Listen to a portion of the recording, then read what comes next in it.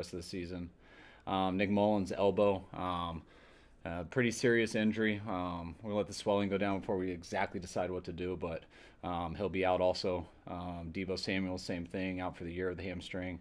Sherm had calf, has soreness after the game. We'll see how the week goes with him. Jimmy Ward's still in the protocol. Limited today will be Grossu with a knee sprain, Richie James with an ankle sprain. I think that's it. Go ahead, guys. Okay, a lot to unpack here, Kyle, but with Jimmy being the window opening for him, with Josh Johnson going on the reserve COVID list, and with Nick out, what's your quarterback situation? Can you get somebody to come in to be CJ's backup?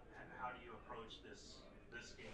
Yeah, the only way we could get a backup in for the game, because of the 6-day rule to get guys in, is if we take someone off someone else's practice squad, since they're already in the testing and stuff. So we're in the process of trying to do that now.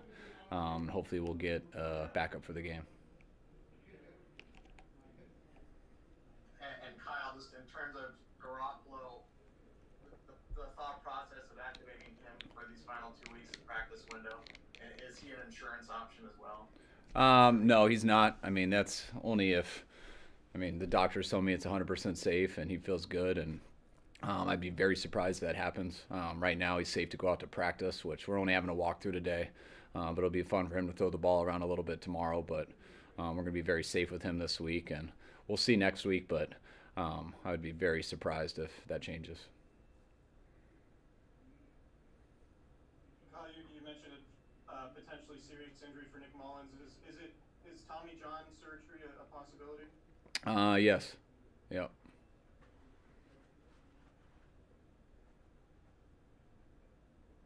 Hey, Kyle, regarding the history with Richard Sherman, excuse me, Richard Sherman's calf, is he a candidate to not play again this year as well? Yeah, I mean, yeah, if he's not healthy and can't go, definitely. So, I mean, I know he's hurting a day. You could tell he was hurting in the game, too. I mean, we're only 2 days removed from the game, so we'll see how it goes later in the week. But not going to make that decision now. But anyone who's not healthy and hurting is definitely a guy who might not play.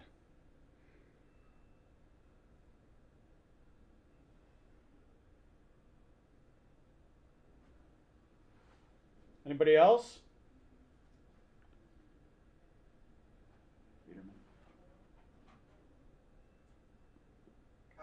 Just in terms of these last few games, how do you approach them from the standpoint of trying to see who can stick with the roster beyond the rest of the season and winning games and being competitive? Just what's your messaging to the team? I guess organizationally, how are you approaching all this? Um, Really no different than I've been approaching these last few weeks. I mean, we're not in a situation where we can just sit and give some guys opportunities who maybe wouldn't have had one earlier in the year. I mean, each week we're playing with all that we have. It's there's no guys behind those guys, so we're just trying to make sure we get a team ready for Saturday. It's been a challenge, especially recently, and stuff that come up with COVID. On top of the injuries are the biggest thing, but you got to be prepared for something to come up with COVID. Just that happened to us on Sunday morning. Also losing Charlie like that. So that's the stuff we're concerned with the most, is trying to field a team here for 2 more games, and not at all thinking about. We don't have that luxury right now. CJ obviously has gone through a very difficult year with the loss of his brother, and he seemed to kind of transform himself in the off season, at least physically. Just wondering if you've noticed that, and what you've seen from him in the last year. Yeah, I have noticed that. I think anybody who went through something as tragic as he did last year, I mean, I know that is heavy on his heart and will be for the rest of his life. Um, I know he's very religious and has a very personal relationship with God and is very close with his family, and so I know he's dealing with it that way. But to go through what he did last year and then go right into quarantine for so long, and then to come right to us with the season, I mean, I know it's been a huge challenge for him, and I'm excited he's going to get an opportunity this week. I mean, I got as much respect for CJ as anyone I've ever been with as a person and as a player.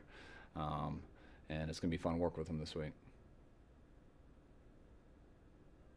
What's it been like having your family down there with you now? And are there plans for guys to be able to have, how do you approach the holiday week with guys obviously want to see their families and balance that with the preparation? Yeah, I mean, I think it's nice, just guys who haven't seen their family for a while. Not everyone's in the same situation. Not everyone can get their families down here, but it was nice to get mine. Just got to see them Sunday night, and then we'll get to see them probably on Christmas Eve and a little bit Christmas Day. Since Christmas is the day before a game for us, I'll kind of change our morning meetings a little bit, move them to that night, so at least we can have Christmas morning at home. And I know everyone loves being with their family, but it's valued a lot more when you've been away for a while.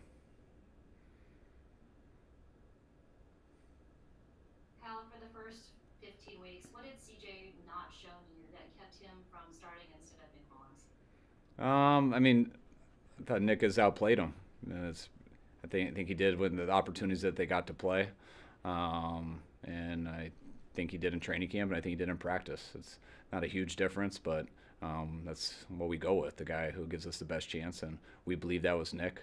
I thought there was going to be a chance for Nick to get in that. I mean, not Nick, for CJ to get in the Dallas game. But Nick played pretty well. And then those last two drives, throwing those picks in the fourth quarter changed that. But CJ was ready for that game. Then when he did get his opportunity, I thought he went in and did well. And that'll make him a lot more prepared for this week. I know he's excited, and I know the team will be excited to have him out there.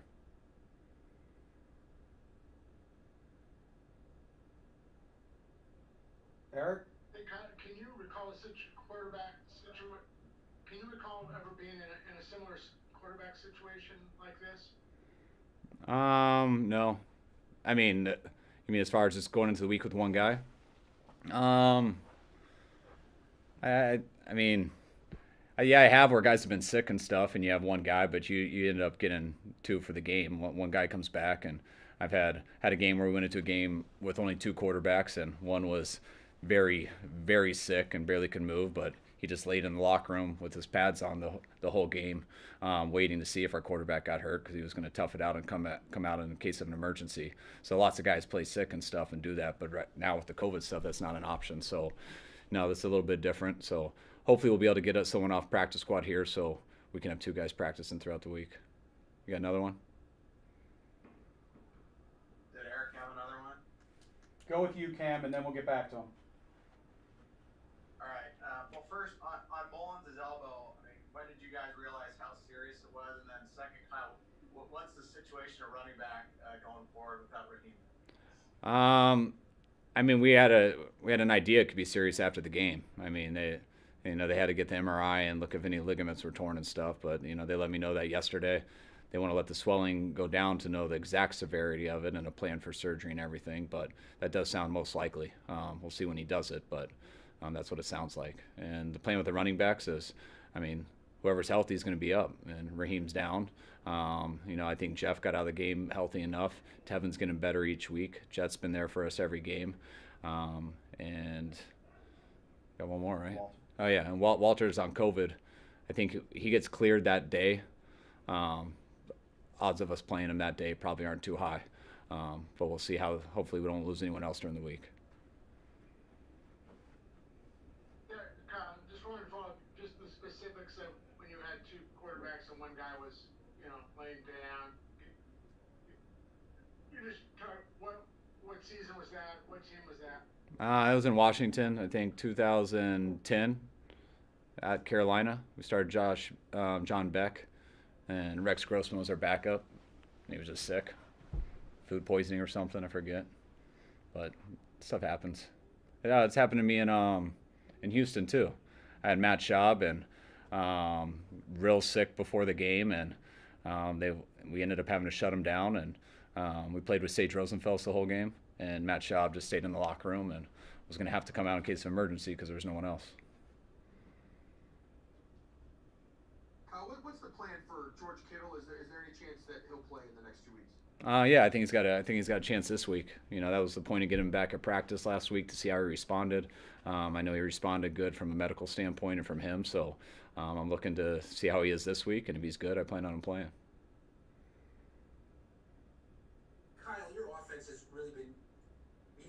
the turnovers the last few weeks. When you go back and review each turnover individually, do you look at him and say, this one could have been avoided if I called a different play, or is it just, guys got to execute? No, I look at every play like that, not just turnovers. Whenever a play doesn't work, you look at it. What else can you call? Are you in the right play and things like that? So that's every single play in football for your whole career, not just turnovers.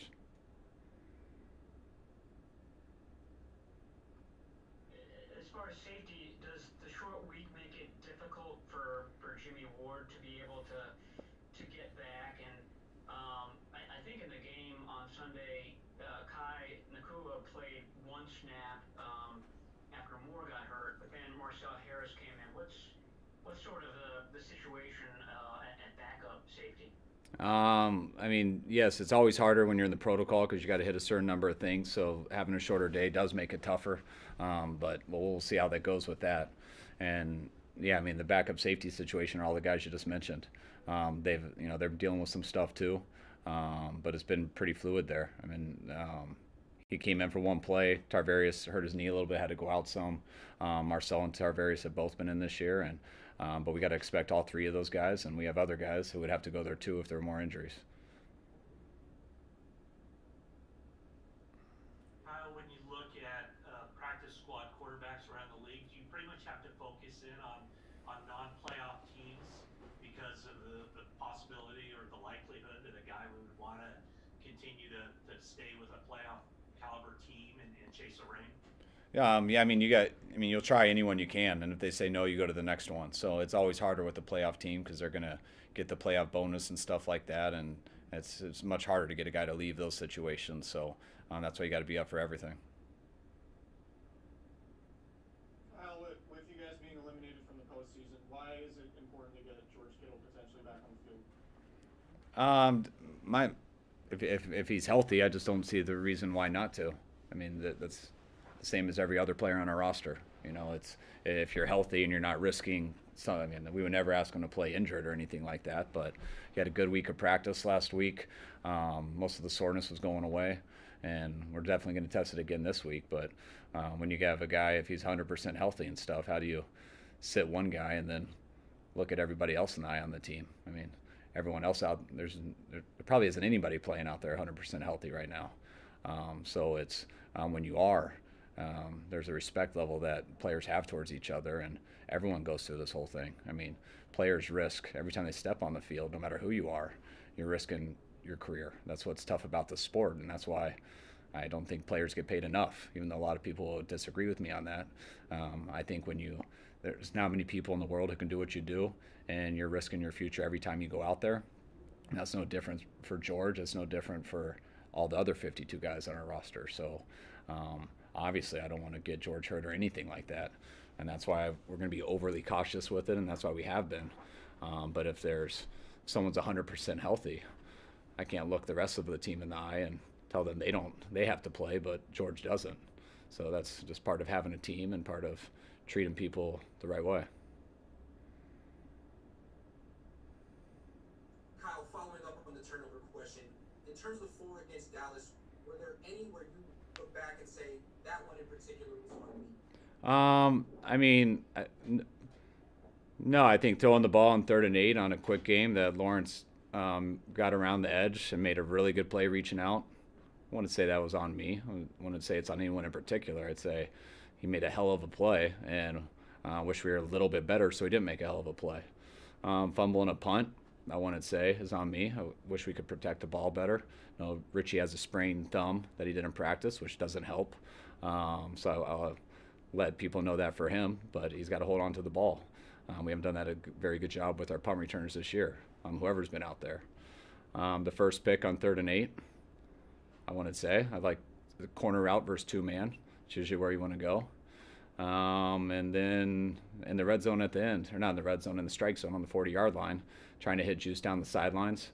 Had a chance of it, but we locked on Ayuk, and the protection wasn't good enough. And Nick didn't see that corner on the backside. So, no, I don't look at that way. I know as a play caller throughout my career, having a lot of experience of that type of stuff, what you try to do the most when you're turning the ball over a lot, especially at the quarterback position, which to me has to do with your whole team, but it always starts and ends with the quarterback. what I've learned, and I've always tried my hardest to do, is run the ball when it's like that. And I was pretty happy. I mean, we had 36 runs. 36 runs starting out the game down 14-0 and finishing the game in 2-minute drill with about 15 straight passes. Feel like you're trying as hard as you can not to turn the ball over. 2 more, please.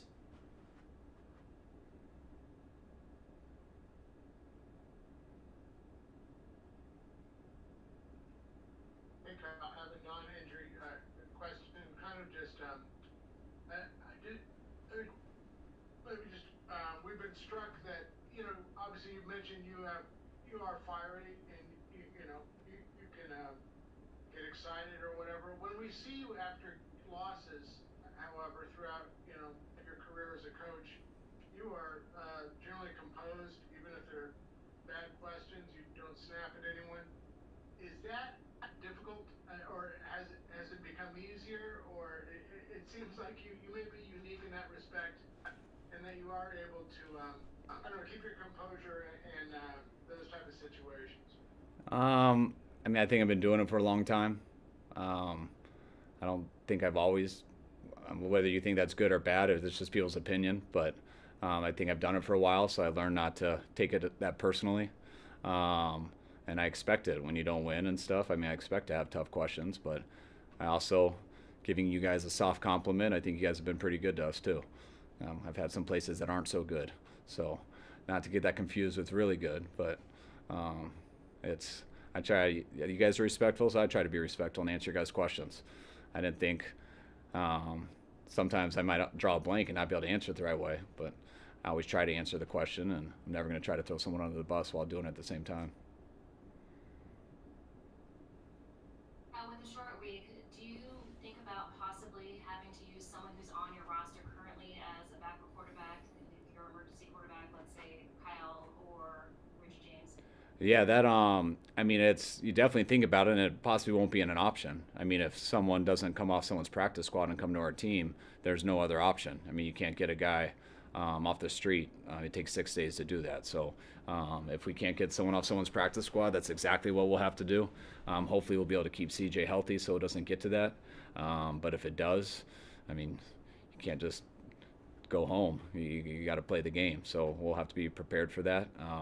And we're not going to spend our whole week practicing that or anything, but something you got to do on the side and make sure you got a couple guys in case of emergency who can function.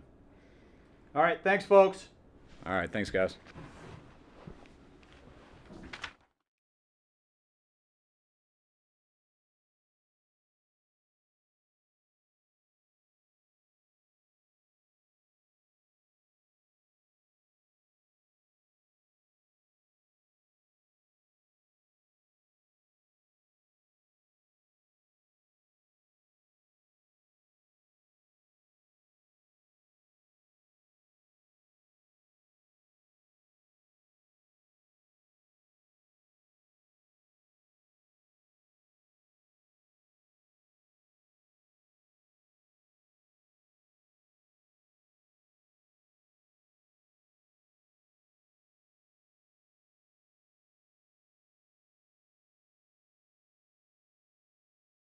Hey guys, we got Fred here for you. Fred,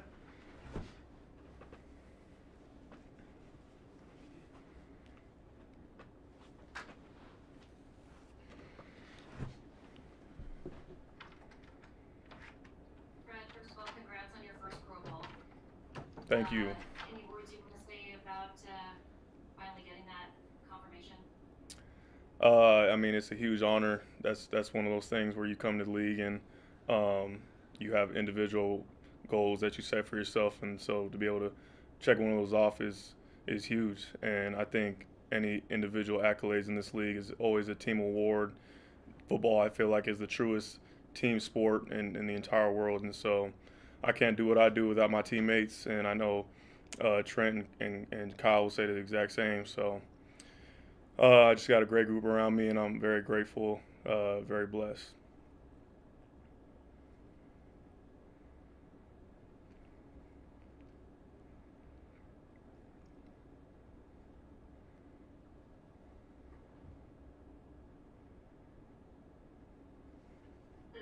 Fred, did you hear from anyone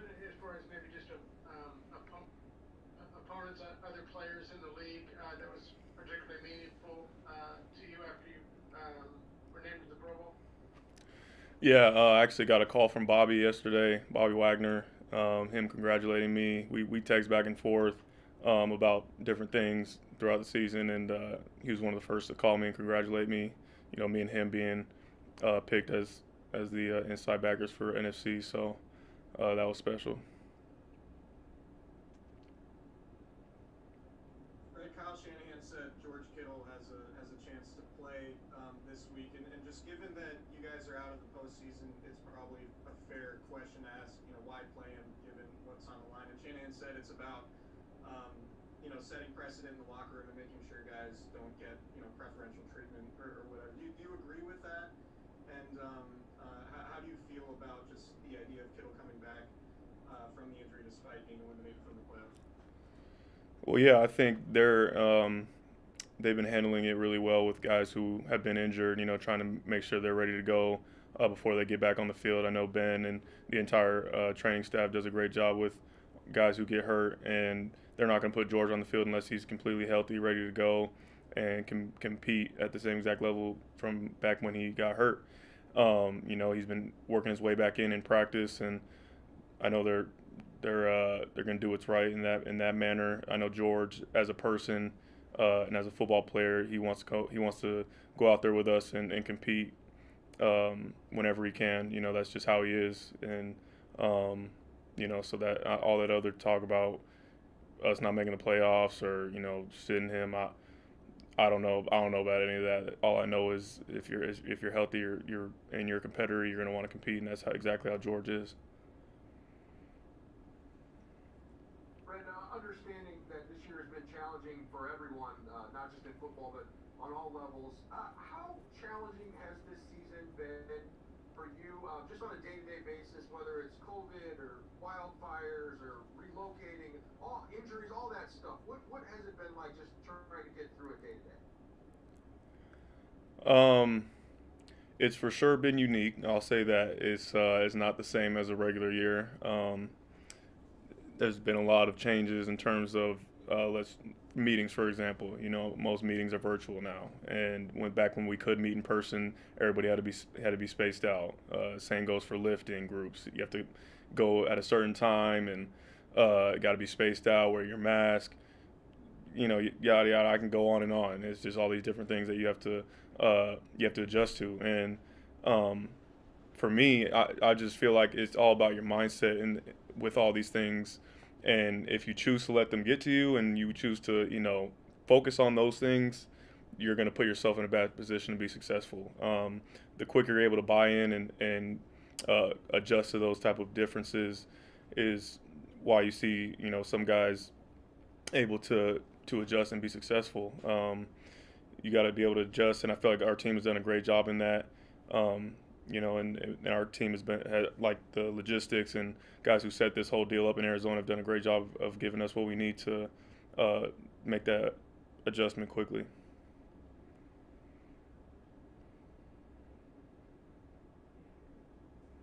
Thanks, Fred. Cool. Thank you.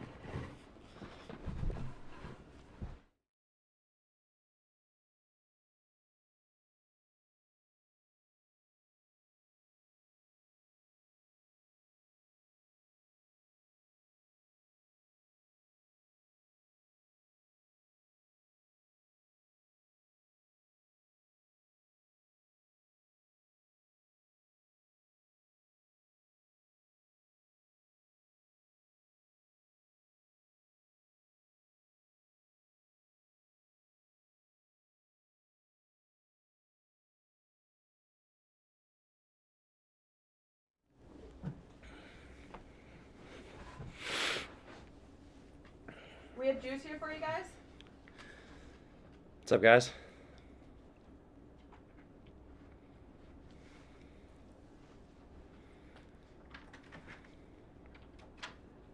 Kyle, congratulations on the Pro Bowl and that again. Oh, thank you. How excited is Fred? I mean, I know you're not on the same position, but just the fact that he finally made his first Pro Bowl. What did you see from him today? Yeah, honestly, I think I'm more happy for Fred getting his first one than me getting my fifth, to be totally real with you. Just because I know how important that first one is, and I remember how excited I was when I first got, my first nod. That one definitely means the most. It's the hardest one to get. You really have to kind of break through, and I've told him he's got the hardest one out of the way, and now they're going to start coming easier for him because people know his name, and rightfully so. The guy's an absolute baller. He's been playing out of his mind, not just this year, but the past couple years. But I'm just really happy to see him get that recognition because he deserves every bit of it. And Kyle, this week you may have to play quarterback if things go that way. Can you just tell us how you prepared for that emergency role in recent seasons and just the whole aura of what's going on with that position right now? Yeah, I mean, hopefully it doesn't come to that, but also hopefully it does kind of come to that. Maybe CJ needs to tie his shoe or his helmet needs fixed or something. I at least get one play. But we've always just prepared for it. Usually once a week, I go with the quarterback coach. So like this year, I've been going with Shane Day, Jet, and myself on Fridays. And after practice, we go through a few plays. Some simple things that we can run, take some snaps from the center, and just try to stay prepared for in case of that emergency. In light of what you just said, I got to ask you how much lobbying you do of Shanahan to kind of elbow your way ahead of Jet in the pecking order to get into that shoelace scenario. There's no question I talk about it a lot, and I'm definitely going to be mentioning, a few things to him this week to try and get that nod ahead of him. Following up on that, Shanahan did not say this today, to be clear, but he did say recently that Jarek is ahead of you as the emergency quarterback, and he pointed to the fact that he actually did play quarterback in college. I don't think you did that. I don't know if you want to, state your case right now, but is that news to you? And if it's not, how did you take that news? No, I did see that the other day. I guess I'm gonna have to send him the 2 clips of me playing Wildcat quarterback in college back at Harvard, just so I can get him back on my side. But I mean, man, I doubt it never comes to it, and I hope it never comes to it. But in that rare situation that it does, he knows that I'll be ready to go. I know this offense in and out, and if I need to hand the ball off a few times and throw some simple passes, I'm ready to do it. Hey, Kyle, correct me if I'm wrong, but the last time that you played actual standard quarterback, I think, was freshman in high school, and I remember your coach saying that you had some kind of game-winning drive where you drew up the winning play.